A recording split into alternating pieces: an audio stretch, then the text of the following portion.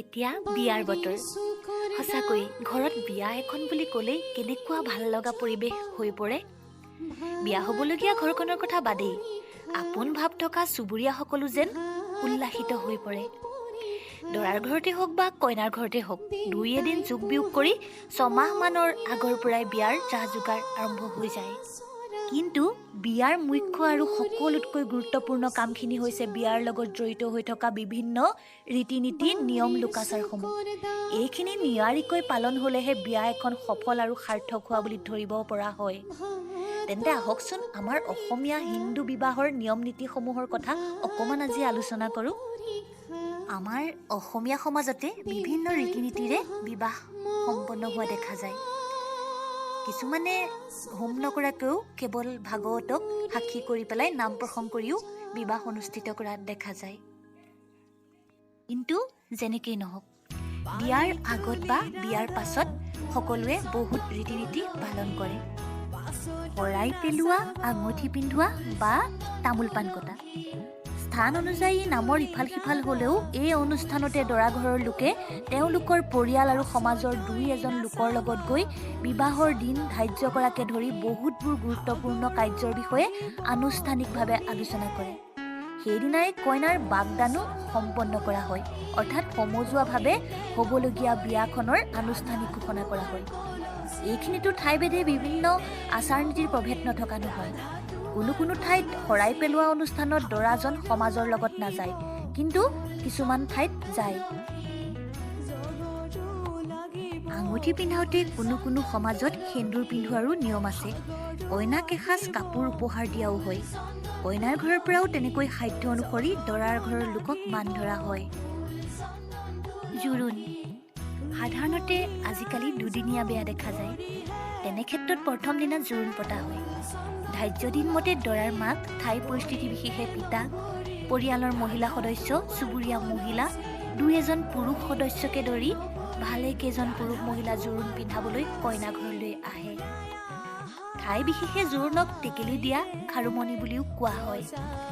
জোৰোণৰ সা সামগ্ৰী লৈ জোৰোণ আহি পোৱাৰ লগে লগে কইনা ঘৰৰ লোকে, বিশেষকৈ কইনাৰ মাক বা মাতৃস্থানীয় মহিলাই অন্য সদস্যৰ লগত আহি কলৰ তলতে দৰাঘৰীয়া ৰাইজক আদৰি সাদৰি ভিতৰলৈ লৈ যায়। সাধাৰণ নিয়ম অনুসৰি জোৰোণৰ লগত অহা পুৰুষ আৰু মহিলাসকল আছুতীয়াকৈ সমাজ পাতি বহে। পুৰুষসকলৰ জোৰোণ অনুষ্ঠানত বিশেষ গুৰুত্বপূৰ্ণ কাম নাথাকে যদিও তেওঁলোকে সমাজখনত বহি তেওঁলোক অহাৰ উদ্দেশ্য ব্যাখ্যা কৰে আৰু সেইদিনাখনেই এষাৰ নাম হয়। কইনা ঘৰৰ পুৰুষো এই সমাজতে বহে। এইখিনিতে দৰা ঘৰৰ পৰা কইনাক দিবলৈ অনা সমস্ত সাজপাৰ, গহনা গাঁঠৰি আদি কইনাঘৰীয়া পুৰুষসকলকো মেলি দেখুওৱা হয়। ভকতসকলে জোৰোণৰ বস্তুখিনি চোৱাৰ পাছতহে কইনাৰ ওচৰলৈ নিয়া হয়।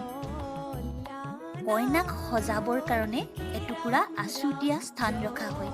সাধাৰণতে কইনাক পিছতহে মহিলাৰ সমাজখনলৈ আনে যদিও বাকী মহিলাসকলে কইনাৰ চাৰিওফালে বহে। কইনা বহা স্থানৰ সন্মুখত সুন্দৰ মৰল সজা হয়। তাতে এখন আইনা ৰখা হয়। জোৰোণ পিন্ধোৱাৰ সময়তে এই মহিলাৰ সমাজখনতে কইনাক প্ৰথমে আমন্ত্ৰণ কৰি আনি দৰাৰ মাকে তামোল এটাৰ লগতে আঙুঠি এটাৰে কইনাৰ শিৰত সেন্দুৰ পিন্ধায়। এনেদৰে বিয়াৰ মূল সাজযোৰ অলংকাৰ কেইপটমান পিন্ধাই দিয়ে। কোনো ঠাইত পৰিয়ালৰ আনবোৰ সদস্যায়ো এপদ এপদকৈ অলংকাৰ পিন্ধায়। ই ঘৰখনৰ নতুন সদস্যাগৰাকীৰ লগত চিনাকি হোৱাৰো এটা প্ৰক্ৰিয়া মাথোন। কইনাৰ বাবে অকল এয়াই নহয়, অলংকাৰৰ ছেট, সাধ্য অনুসৰি পাটৰ সাজ, মেকআপ, ঘড়ী, বেগ আদিও জোৰোণত দিয়া হয়। লগতে ঠাইভেদে মাছ, মিঠাই, দৈ, ঘট, তামোল আদিও জোৰোণত দিয়া হয়। উল্লেখ্য যে কইনাৰ মাকৰ বাবেও এসাঁজ কাপোৰ জোৰোণৰ লগত দিয়া হয়। জোৰোণৰ দিনাই দৰা আৰু কইনা দুয়োৰে হাততে দুই এপদ বস্তু তুলি দিয়া হয়, যি উভয়ে বিবাহ কাৰ্য সম্পূৰ্ণ নোহোৱাকৈ নিজৰ হাততে ৰাখিব লাগে। আনহাতে দৰাঘৰীয়াই এৱা কাপোৰ বন্ধা চাউল ভৰ্তি 2টা ঘট আনে। কইনা আহি সমাজত বহাৰ আগতে কইনাৰ বাবে আসন তৈয়াৰ কৰা হয়। এই ঘটৰ পৰা চাউল ছটিয়াই বিয়াখন সুকুলমে হৈ যাবলৈ দৰা কইনাৰ মংগল কামনা কৰিয়েই এনে কৰা হয়। দৰাঘৰীয়াই তামোলৰ থোক আৰু খনীয়া তামোলো লগত লৈ আহে, যি কইনাৰ হতুৱাই স্পৰ্শ কৰাই লৈ যায় আৰু কিছু কইনা ঘৰীয়াৰ লগত সাল সলনি কৰাও হয়। চাউলৰ ঘট এটাত কইনাৰ হতুৱাই স্পৰ্শ কৰি লৈ অহা হয়। এনেদৰে জোৰোণত দিয়া সকলো বস্তু দৰা ঘৰৰ দ্বাৰাই স্পৰ্শ কৰি মংগল কামনা কৰি পঠিওৱাটোৱেই নিয়ম। দৰা ঘৰৰ পৰা মাহ হালধি বটিও দুভাগকৈ জোৰোণত লৈ অহা হয়। এভাগ কইনাই স্পৰ্শ কৰি দিয়াৰ পাছত লৈ অহা হয় আৰু সেই মাহ হালধিৰে দৰাকো নোওৱা হয়। জোৰোণৰ দিনাৰ পৰাই দৰা কইনা উভয়ৰে ঘৰত দুনৰি নামৰ এবিধ বিশেষ পাত্ৰত চাউলেৰে পৰিপূৰ্ণ কৰি চাকি এগছ জ্বলাই থোৱা হয়। পানী তুলিবলৈ যাওঁতে সৰু ছোৱালী এজনীয়ে এই দুনৰিটো লগত লৈ যায়। নামনিৰ ফালে জোৰোণত আনাকটা নামৰ এবিধ বিশেষ বস্ত্ৰ দিয়ে। জোৰোণ পিন্ধোৱাৰ পাছতে কইনাই দৰা ঘৰীয়াৰ জ্যেষ্ঠজনক সেৱা কৰে আৰু সমজুৱাকৈও সেৱা আগবঢ়ায়। তাৰ পাছতে কিছুমান ঠাইত দৰা ঘৰৰ পৰা জোৰোণত অহা লোকসকলক সমজুৱাভাৱে মান ধৰা প্ৰক্ৰিয়াও আছে। নোৱনি আৰু পানী তোলা। দৰা ঘৰ আৰু কইনা উভয় ঘৰতে এই আচাৰ পালন কৰা হয়।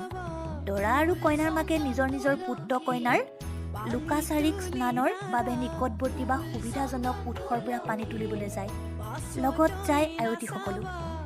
আগতে উল্লেখ কৰা হৈছে যে দুনৰিটো চাউলেৰে পূৰ্ণ চাকি এগছ জ্বলাই থোৱা হয়। ইয়াক হাতত লৈ যায় আবিয়ৈ ছোৱালীয়ে। নৈ, জান, পুখুৰী বা কুঁৱা সুবিধাজনক স্থানৰ পৰা পানী তুলি আনি সেই পানীৰে দৰা কইনা উভয়কে নিজৰ ঘৰৰ বেই তলত নোৱাই গা ধুৱায়। 4টা কলৰ পুলি 4 চুকত পুতি সৰুকৈ এটা কোঠাৰ নিচিনা সাজি তাতে দৰা কইনাক বহুৱাই মাহ হালধি সানি গা ধুওৱা হয়। দৈয়ন দিয়া। অসমীয়া বিয়াত পালন কৰা আন এক নিয়ম হৈছে দৈয়ন দিয়া। এই ৰীতিভাগ বিয়াৰ দিনা ৰাতি নৌপুৱাওঁতে কৰা হয়। এই নিয়ম মতে 2টামান ঘটত দৈ পতা হয়। পিছত যেতিয়া সেইদিনাই ৰাতিলৈ মূল বিবাহ অনুষ্ঠান কৰা হয়, তাৰে আধা দৈ কইনা ঘৰলৈ পঠোৱা হয়। কইনাই সেই দৈ আধা খাই পুনৰ দৰা ঘৰলৈ পঠাই দিয়ে। এতিয়া আহিছোঁ মূল বিবাহ পৰ্বটোলৈ। অসমীয়া বিবাহ অনুষ্ঠানৰ মূল এই পৰ্বটোত বহুত সৰু সুৰা ৰীতি নীতি আচাৰ নিয়ম আছে। সাধাৰণতে কইনাৰ ঘৰতে মূল বিবাহ কাৰ্য সমাপন কৰা হয়। কইনাৰ মাকে হোম নোচোৱাৰো এক নিয়ম আছে। তাৰ বাহিৰে কইনাৰ পিতাক, ভায়েক, ভনীয়েক, মোমায়েক আদি পৰিয়ালৰ সদস্যসকলৰ বাবে নিৰ্দিষ্ট আনুষ্ঠানিক কাৰ্য ধাৰ্য কৰা থাকে। যেনে দৰা আৰু বৰযাত্ৰী আদৰিবলৈ আমদালিন লগাই থোৱা কলৰ তলত প্ৰথমেই কইনাৰ ভনীয়েকে দৰাক ভৰি ধুওৱাৰ নিয়ম আছে। বিনিময়ত দৰাই কইনাৰ ভনীয়েকক সাধ্য অনুসাৰি ধন বা উপহাৰ দিয়ে। এই কলৰ তলতে কইনাৰ পিতৃয়ে দৰাক বিষ্ণু ৰূপত বৰণ কৰি কইনাৰ পানী গ্ৰহণৰ বাবে আবেদন জনায়। দৰাৰ কইনা ঘৰলৈ যাত্ৰাৰ সময়ৰে পৰা বিয়া শেষ হোৱালৈকে দৰাৰ এজন বিশেষ বন্ধুৱে সুকীয়া স্থান আৰু মৰ্যাদাৰে থাকে। তেওঁক দৰা ধৰা বা সখী বোলে। কইনাৰ মাকে মাংগলিক কাৰ্য সমাপন কৰি ঘূৰি আহি কলৰ তলত দৰা আদৰে। ইয়াক শোৱা গুৰি তোলা বুলি কোৱা হয়। এই সময়খিনিতে বহুতে অৰ্থাৎ কইনা ঘৰৰ সদস্যই দৰাক উপহাৰ আদিৰে আদৰে। দৰা ঘৰ আৰু কইনা ঘৰৰ দুয়োফালে মুখামুখিকৈ আন উৎসাহী আৰু আনন্দত থকাসকলে সন্মুখৰ পক্ষলৈ চাউল দলিয়াই ৰং ৰহস্য কৰে। কলৰ তলত মাংগলিক কাৰ্য শেষ হোৱাৰ পাছত দৰাক আগবঢ়াই আনি হোমৰ তলত বহোৱা হয়। এফালে বৈদিক বা আনুষ্ঠানিক বিবাহ কাৰ্য আৰম্ভ হৈ আনফালে আয়তীসকলে বিয়ানাম জোৰে। দৰা পক্ষই কইনা পক্ষক জোকায় আৰু কইনা পক্ষই দৰা পক্ষক জোকাই জোৰা নামৰ জাউৰি তোলে। এই কলৰ তলতে কইনাৰ মাকে দৰাক এটা পিঠাগুড়িৰ মিঠৈ খোৱাৰো নিয়ম আছে। কলৰ তলৰ নিয়ম নীতিখিনিৰ পাছতে দৰাঘৰীয়াসকলক আদৰ আশ্বাস কৰা আৰম্ভ হৈ যায়। কইনাক মোমায়েকে দাঙি হোমৰ গুৰিলৈ লৈ আহে। কিন্তু তাৰ আগতে দৰাৰ ভায়েকে গৈ কইনাক নিমন্ত্ৰণ কৰি আহিব লাগে এখন শৰাই দি। পুৰোহিতে মন্ত্ৰ উচ্চাৰণ কৰি বিবাহ কাৰ্য সমাপন কৰে, নাইবা শ্ৰীমন্ত শংকৰদেৱ সংঘৰ সংগীসকলৰ বাবে বিধি পাঠ কৰি ভাগৱতক সাক্ষী কৰি বিবাহ কাৰ্য সমাপন কৰা হয়। কইনাৰ ভায়েকে হোমত আখৈ দিয়াৰ নিয়মো আছে অসমীয়া বিবাহত। সকলো নীতি নিয়ম সম্পূৰ্ণ কৰি বিবাহ কাৰ্য সম্পূৰ্ণ হোৱালৈকে আধা ৰাতি পাৰ হৈয়ে যায়। কিন্তু তাৰ মাজতো বহুতকেইটা নিয়ম নীতি হাঁহি ধেমালিৰ মাজেৰে কৰা হয়। তাৰে ভিতৰতে আঙুঠি লুকোৱা কাৰ্যও কৰা হয়। ইয়াত দৰা কইনাই আঙুঠি লুকোৱাৰ এখন খেল খেলে। এই সকলোবোৰ পৰ্ব শেষ হোৱাৰ পাছতে থাকে কইনা বিদায়ৰ আটাইতকৈ সুখৰ মুহূৰ্তটো। কন্ধা কটাৰ মাজতে কইনাই এমুঠি চাউল ছটিয়াই নিজৰ ঘৰৰ পৰা বিদায় লয়। আৰু তেওঁ যেতিয়া গাড়ীখনলৈ যায় সেই মুহূৰ্তত আৰু পাছলৈ ঘূৰি চোৱাৰ নিয়ম নাই। কইনাক থ'বলৈ কইনা ঘৰৰ পৰা বহুকেইগৰাকী মহিলা কইনাৰ লগতে দৰা ঘৰলৈ যায়। কইনা আহি দৰা ঘৰৰ কলৰ তল পোৱাৰ পাছতে আৰু বহুত নিয়ম নীতি আৰম্ভ হৈ যায়।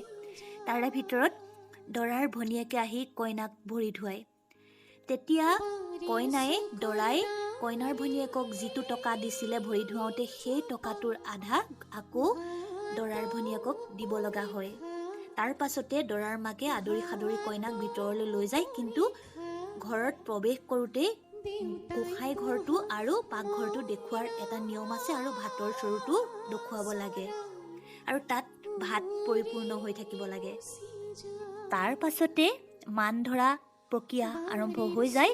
কিন্তু তাৰ মাজতো কিছুমান হাঁহি ধেমালি কৰা হয়, যেনে চাউলৰ পাচিত আঙুঠি বিচৰা, ইটোৰ গাত সিটো খুন্দা নোখোৱাকৈ বাতি ঘূৰোৱা আদি। খুবাখুবি এইদিনা পুৰোহিত বা নামঘৰৰ বৰমূৰীয়াই দৰা কইনাক একেলগে নামঘৰ বা গোসাঁই ঘৰত বহুৱাই খুবাখুবিৰ উপাখ্যান শুনায়। উপাখ্যান শুনোৱাৰ পাছতে দৰা কইনাক আগন্তুক যুগ্ম জীৱনৰ বাবে আশীৰ্বাদ দিয়ে। এই মাংগলিক কাৰ্যৰ পিছতে বিশেষ ভোজ ভাতৰো আয়োজন কৰা হয়। দৰা আৰু কইনাই এই অনুষ্ঠানতে আলহীৰ লগত একেলগে বহি আহাৰ গ্ৰহণ কৰে। আঠমংগলা নতুন দৰা কইনাই বিয়াৰ পাছত প্ৰথমবাৰৰ বাবে কইনাৰ ঘৰলৈ যোৱা এই অনুষ্ঠানটোকে আঠমঙলা বোলে। 8 দিনৰ দিনাখন এই যাত্ৰা কৰা হয় বাবে ইয়াক আঠমংগলা বোলে। এইদিনা দৰা কইনাৰ লগত দৰা ঘৰৰ 2-এজন নিকট সম্পৰ্কীয় লোকে দৰা কইনাৰ লগত যায়। কইনা ঘৰত আহাৰ গ্ৰহণ কৰাৰ পাছতে তেওঁলোকে পৰিয়ালৰ অন্যান্য লোকসকলৰ ঘৰলৈ যায় আৰু সাধ্য অনুসৰি মান ধৰা প্ৰক্ৰিয়া আৰম্ভ হৈ যায়। এয়াই হৈছে আমাৰ অসমীয়া হিন্দু বৈদিক বিবাহৰ কিছুমান নীতি নিয়ম। ঠাই বিশেষে আৰু বহুত নীতি নিয়ম থাকিব পাৰে যিবিলাক মোৰ ভিডিঅ'ত বৰ্ণনা কৰা হোৱা নাই। তথাপিও আৰু এটা কথা উল্লেখ কৰিছোঁ, আজিকালি এই নিয়মসমূহৰ উপৰিও বহুত পশ্চিমীয়া সংস্কৃতি আমাৰ বিয়াবিলাকত সোমাই পৰিছে। মই কিন্তু এইটো একেবাৰে উচিত নহয় বুলি ভাবোঁ আৰু সদায় ইয়াৰ বিৰোধিতা কৰিবলৈ চেষ্টা কৰোঁ। আপোনালোকেও যদি কিবা নিয়ম নীতি জানে ইয়াত মোৰ থাকি যোৱা আপোনালোকে উল্লেখ কৰিব। আৰু মই এই বছৰটোতে এইকেইদিনতে বিয়াৰ দিন যাৰ আছে তেওঁলোকক মোৰ তৰফৰ পৰা শুভকামনা জনালোঁ। তেওঁলোকৰ যুগ্ম জীৱন যাতে সুখৰ হয় আৰু সকলোৰে জীৱনটো যাতে সুখৰ হয় তাকে মই কামনা কৰিলোঁ। আজিলৈ মোৰ ভিডিঅ'টো ইমানতে সামৰণি মাৰিছোঁ। মোৰ ভিডিঅ'ত যদি কিবা ভুল ভ্ৰান্তি পায় আপোনালোকে আঙুলিয়াই দিব বুলি অনুৰোধ জনালোঁ। ধন্যবাদ।